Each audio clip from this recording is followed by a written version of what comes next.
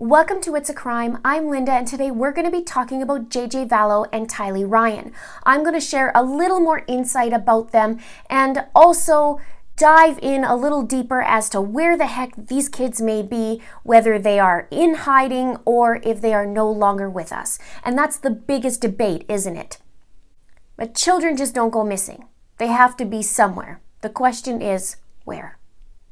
But before I get into it, if you want to be part of the It's a Crime community, please click that subscribe button and hit that notification bell so you can be notified of my next upcoming videos because there's going to be a lot of them.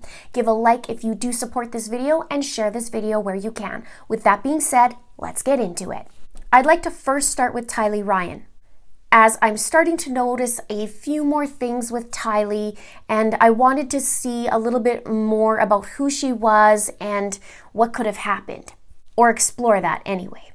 Tylee was officially last seen on September 8th, 2019. Now, we are not sure if that's actually the missing date or not, but that's the last proof that anybody has that she was alive. And September 8th, they took a trip to Yellowstone National Park. It was Lori, JJ, Tylee, and their uncle Alex. And according to the authorities and the FBI, they took Alex's truck on that trip that day. And looking at pictures of JJ and Tylee, you can see that Tylee is like a protector for JJ. And it does match up with how people see Tylee. Her older brother Colby even said that Tylee almost took a second role as a mother to JJ and even would butt heads and challenge Charles on how to parent JJ. And also in a clip with Tylee and her friend, Tylee says, "Are you taking a video of my child?" Are you taking a video of my child? Your child? My child. You thought. And Tylee would have only been around 12 years old when Charles and Lori adopted JJ. She looked out for him. And after Charles was killed in July and Lori decided to move to Rexburg, Tylee didn't want to move to Rexburg. She had her friends in Gilbert, Arizona, and she just didn't want to go. But she did end up going because she had to look after JJ, or she felt that way. And Colby described Tylee as feisty, she's funny, she has a very dry humor, she's so strong and sweet, and she's been growing into her own. He says, "She has really stepped up, she's so strong, and I miss her, I miss being around her." Now, going back to the Yellowstone Park picture, if you look at it, this picture really stuck out to me.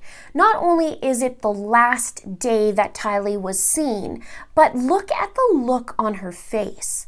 She's not happy, almost defiant, like ticked off or something in this picture. And I wonder if she even wanted to be there that day, you know? Like she just looks like, take the picture, whatever. And that was September 8th, which was a Sunday. And it's a 2.5-hour drive from Rexburg to Yellowstone Park, which I believe this is around at Old Faithful from what my subscribers have been telling me. So thank you for giving me that info. So maybe Lori decided to do something on a Sunday, whether it was nefarious or not. It doesn't seem though in this picture that Lori finds JJ to be a zombie though, does it? Not yet anyway. And I do wonder, was this on the way to somewhere? Or was this just a planned trip to go to Yellowstone and then come home?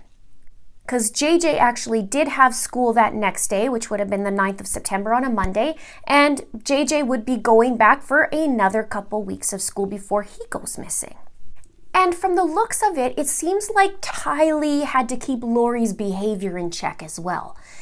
In the police body cam the day that Charles got killed, we can see Lori talking to the police officers and she's super happy, and at some point you hear Lori turn and say "what?" or something like that to Tylee. She says something dumb and then Tylee either looks at her or said something to her because she just kind of looked like "what?"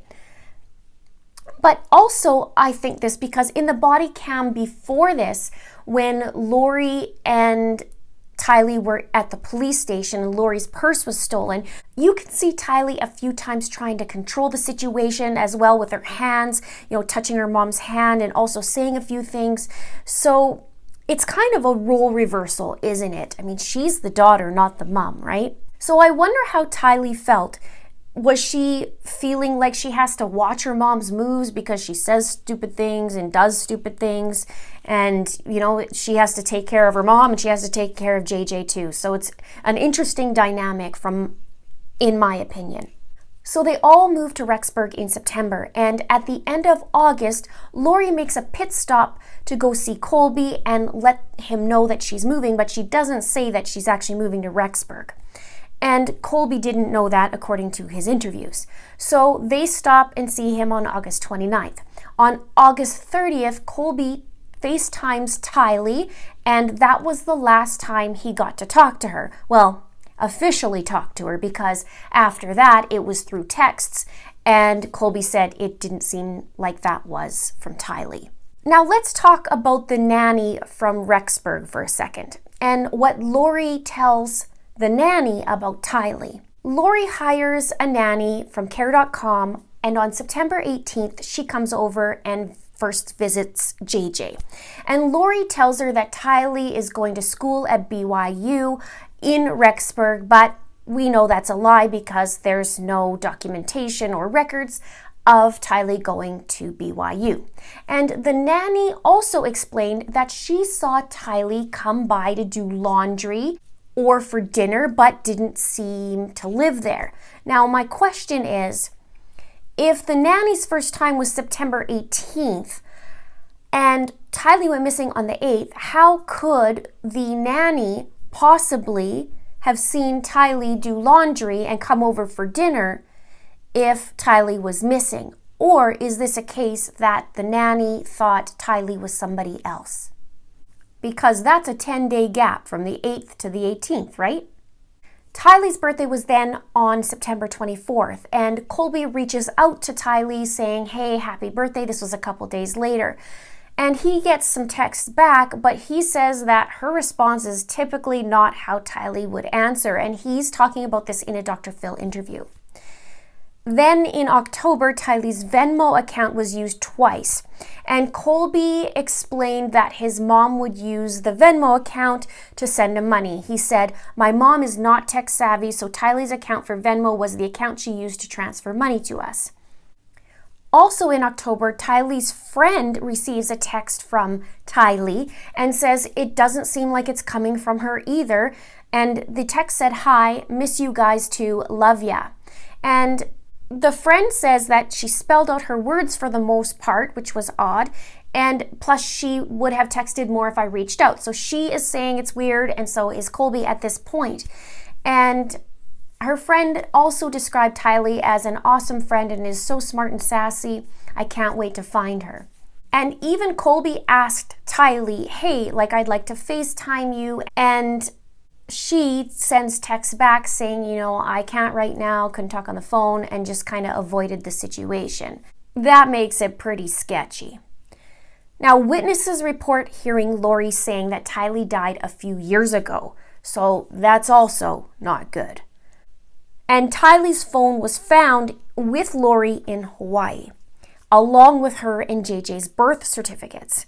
And the other thing is that there was items in the storage unit that Lori rented, and that was the kids. So why keep the things in the storage unit if the kids are gone for good? Mementos, or why would she even keep that stuff? And why keep Tylee's phone, right? To keep the farce going? What was the motive there? Why would she keep it? So let's just talk a little bit about JJ now, and then I'll get into the pattern. The last day JJ was seen at school was on September 23rd, 2019. And that's the day before Tylee's 17th birthday. And it's a Monday. Now, Lori tells JJ's school on Tuesday the 24th, the same day as Tylee's birthday, that he's no longer going to be going to school and she's going to homeschool him from then on. And for those of you who don't know, Tylee was homeschooled and she was already graduated at this point. So what's weird is, why is JJ going to school on a Monday and then she pulls him on the Tuesday? Like, did something happen at school? Did something happen in Lori's life? Like, why all of a sudden and why on a Monday? Because if you were planning on homeschooling, you'd probably finish out the week and then decide to, right? In my opinion, I don't know. But Monday he goes to school and then poof, nope, not anymore, and then he's gone. What do you think? I'd be curious what you guys think. Let me know in the comments below. And I'm also curious if Lori took a little trip on Tuesday. And there's a lot of talk about JJ's medication and his service dog, and people think, no, he's not alive because of these things. But I do want to talk about this a bit. JJ's medication is important, yes, but it's not critical. The same for his service dog. People who have autism are all different and have all different unique needs. Each person is unique. And although it's really difficult for some kids to cope, and there are kids who tend to run off and kids have trouble sleeping, a service dog isn't given to every kid, right? And parents have to cope with the best they can if they don't have a service dog. Charles got the service dog for JJ, and it was a huge part of JJ's life, and it helped him. It absolutely did help him. But it's not life dependent. As for JJ's meds, he was on something called risperidone, and it is an antipsychotic medication. It's often prescribed to kids with autism to help with anxiety, to help with aggression, a whole bunch of things, irritability. And Lori had his bottle of his medication, but it was from January 2019, so almost a year before, right? 9 months before. And we don't know at this point if there was any other prescriptions refilled. The authorities said there wasn't, but maybe Charles had filled this prescription. We don't know. And this medication obviously could be very helpful, and it was helpful to JJ, but again, not life dependent. So I just want to rewind a little bit and take you through a mini timeline, because Charles was killed on July 11th, like we know, and Lori thought she was getting $1 million in Charles's life insurance policy. She calls a day or two later and finds out that nope, she's not getting it. And then she ends up finding down the road that it's Kay who actually got it, JJ's grandmother, and she would be getting the money. And at the end of July, Lori contacts Kay through text, and she's super choked because she finds out the money's going to her and not Lori. And in my opinion, this is where the hissy fit starts. It starts with Lori, and she starts using JJ as a little pawn in her game. And we already know she's super vindictive, this woman. Because July 29th, she texts Kay about the money and, oh, you got the money and not me, blah, blah, blah. And then on the 9th of August, JJ's service dog is posted up for sale for $2,500. And the trainer actually catches wind and sees this ad and says, no, you can't do that. You need to return the dog back to the trainer. And we already know that Lori is vindictive, right? She pulls all kinds of things earlier in the year with Charles and canceling his flight when he's due to come home from a business trip, and moving his truck when he actually gets to the parking lot, and the list goes on and on. Then the next day on August 10th, it's the last time that JJ's grandparents get to FaceTime JJ. And it was under a minute long. I don't even think it was 30 seconds long. And they said it was really weird because JJ usually runs around the house and talks to them, and they just chit chat. But this time was different. He stayed in one spot, and they said it was almost like somebody held a sign for him to read. They just said it was really weird, and it's as if he was coached. Then at the end of August, as I mentioned earlier, they saw Colby, said they were going to move, didn't mention Rexburg. And the next day after that, on August 30th, Bailey, the service dog, is picked up by the trainer. Now, imagine that day. JJ's dog that he loves so much is taken away from him. And I can't even imagine the look on his little face that his dog was being taken away. And your best friend's gone, and a month before your dad's dead, killed.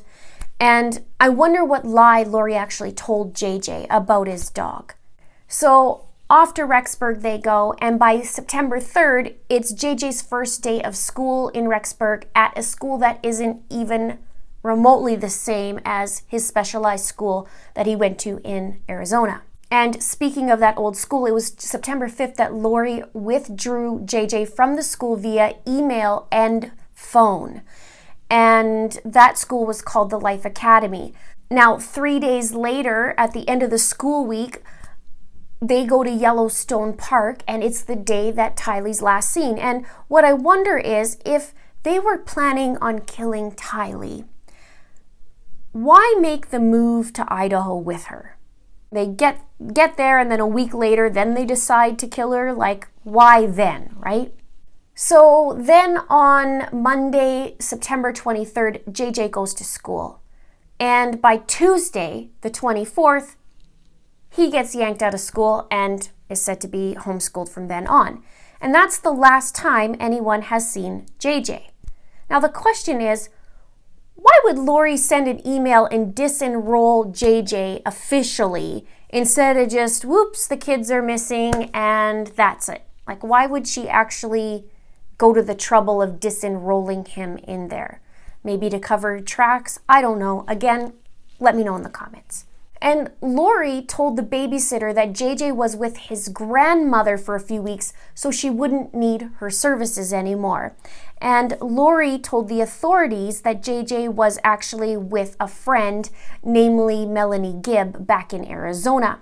And when authorities went and checked in on this, they couldn't get a hold of Melanie. They went back and talked to Lori, and Lori said, oh, yeah, no, the reason why you can't talk to them is because they're at a Frozen 2 movie, so that's why you can't. And Melanie calls the authorities back and lets them know that both Lori and Chad actually at separate times had asked them to lie for them about the whereabouts of JJ, and Melanie said no.